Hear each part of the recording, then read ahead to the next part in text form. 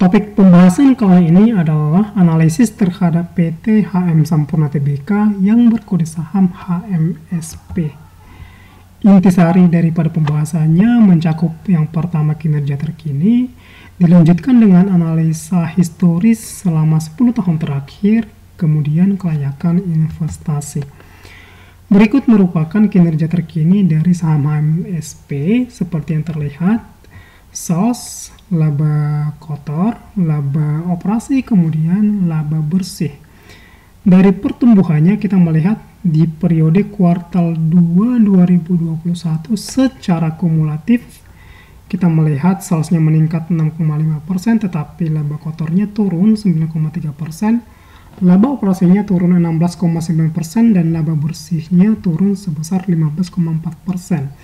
Untuk kinerja 3 bulan selama kuartal 2 2021 di sini, kita lihat salesnya meningkat 1,1%, tetapi laba kotornya turun 49,4%, kemudian laba operasinya menurun 77,6%, dan terakhir laba bersihnya turun 75,5%. Jadi ada perubahan yang sangat besar sekali antara kinerja kumulatif kuartal 2 2021 dan kinerja kuartal 2 2021 selama 3 bulan. Seperti terlihat di sini, di kuartal satunya menghasilkan laba bersih 3,3 triliun, tetapi di kuartal 2-nya hanya mencapai 812 miliar. Nah, untuk menjawab pertanyaan mengapa hal itu terjadi, kita bisa melihat di sini di cuplikan catatan laporan keuangan berkenaan dengan beban pokok penjualan. Dan jawabannya dapat kita lihat di sini, di mana peningkatan beban pokok penjualan dari 34,9 triliun sampai 38,7 triliun jauh lebih besar ketimbang peningkatan salesnya. Dan kalau kita melihat secara spesifik satu persatu dari beban-beban ini, ternyata peningkatan beban itu tidak terjadi pada pita cukai, ya, cukai rokoknya bukan itu. Tetapi peningkatan yang paling tinggi terdapat pada beban persediaan barang jadi seperti yang kita lihat di sini, dari 3,6 triliun mencapai 6,2 triliun di periode kuartal 2 2021. Oke, sekarang sudah terjawab mengapa hal ini terjadi, dan memang ini berada di luar atau jauh di luar daripada ekspektasi para analis mungkin, ya. Selanjutnya adalah yang kedua, analisa historis selama 12 tahun terakhir di sini, dari tahun 2009 sampai dengan 2021 kuartal 2. Sebelum membahas berkenaan dengan sales dan juga earnings per share di sini, pertama-tama akan dijabarkan secara singkat mengenai PT HM Sampurna. Perusahaan ini merupakan market leader di bidangnya, dan pada tahun 2015 dan tahun 2016, perusahaan melakukan corporate action atau aksi korporasi dalam hal yang pertama stock split dan yang kedua right issue. Nah, yang paling penting di sini adalah right issue. Seperti yang kita ketahui, right issue adalah penambahan modal dengan cara menambah jumlah saham yang beredar. Atau dengan kata lain, penambahan modal itu bersumber dari dengan menjual saham perseroan ke publik lebih banyak lagi. Penelusuran lebih jauh menunjukkan bahwa aksi korporasi yang dalam hal ini right issue ternyata bukan kebutuhan internal perseroan. Akan tetapi hal itu dilakukan semata-mata hanya memenuhi regulasi atau peraturan yang dibuat oleh Bursa Efek Indonesia, yang pada saat itu BI menetapkan setiap perusahaan publik harus atau paling tidak menjual sahamnya ke publik 7,5%. Jadi tidak boleh di bawah 7,5%. Dan pada saat itu saham yang beredar HMSP itu masih di bawah 7,5%. Jadi inilah alasan mengapa HMSP melakukan corporate action yang dalam hal ini right issue.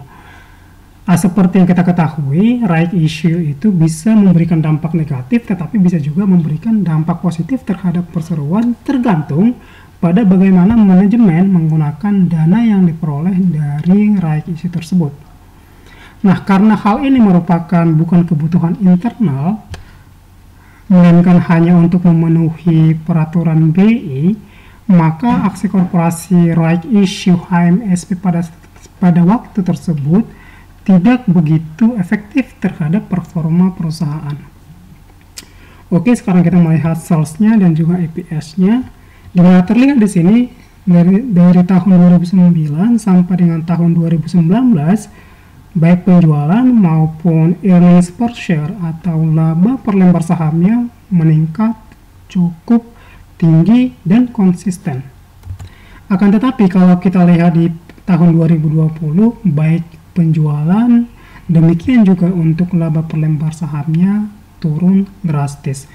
Di sini sengaja diberikan warna merah untuk menunjukkan penurunan earnings per share yang cukup tinggi dari 118 sampai dengan ke 74 di tahun 2020, dan pada kuartal 2 2021 baru mencapai 36, yang berarti perusahaan belum menunjukkan signal rebound atau tanda-tanda pemulihan kinerja.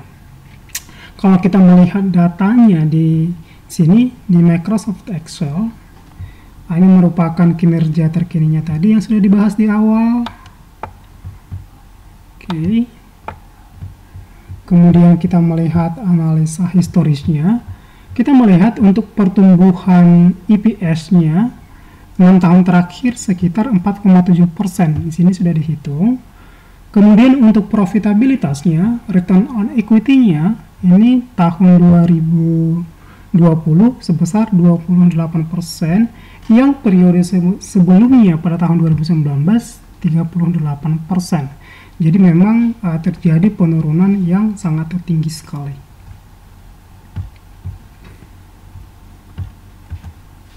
Kemudian selanjutnya di sini ada price to earning ratio 13,5 kali. Kemudian CAGR pertumbuhannya 4,7%. Dan yang terakhir PEG-nya 2,9 kali. Dengan menghitung PEG, rasio PEG, price to earning growth, kita tidak hanya akan memperoleh price to earning ratio, tetapi juga kita akan memperoleh pertumbuhan perusahaan, pertumbuhan laba perusahaan, baik itu mau 10 tahun ke belakang, 5 tahun ke belakang, and so on, tergantung kitanya. Jadi ada semacam bonus yang kita peroleh ketika kita menghitung rasio PEG ketimbang menggunakan hanya per atau price to earning ratio. Nah, terakhir di sini adalah kelayakan investasinya.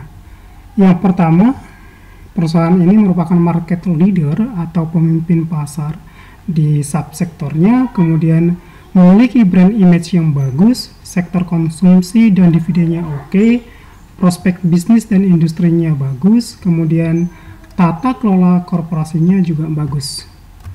Dan pertimbangan adalah kinerja terkininya seperti yang sudah dibahas di awal tadi.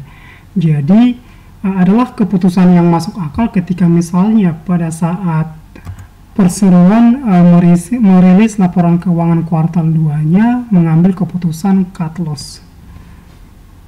Akan tetapi kalau keputusan tersebut diambil sekarang, tampaknya sudah terlambat